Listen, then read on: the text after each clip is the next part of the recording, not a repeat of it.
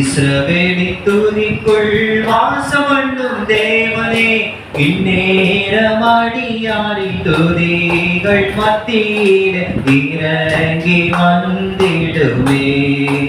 இஸ்ரவேலின் துதிக்குள் வாசமண்ணும் தேவனே, இந்நேரம் அடியாரின் துதிகள் மத்தியில் இறங்கி வந்திடுமே. வாசல்களின் துதியோடும்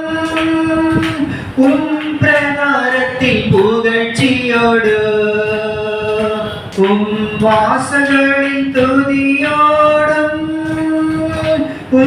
பிரகாரத்தில் புகழ்ச்சியோடு, உம்மை துதித்திடவே பிரவேசித்திட்டோம்.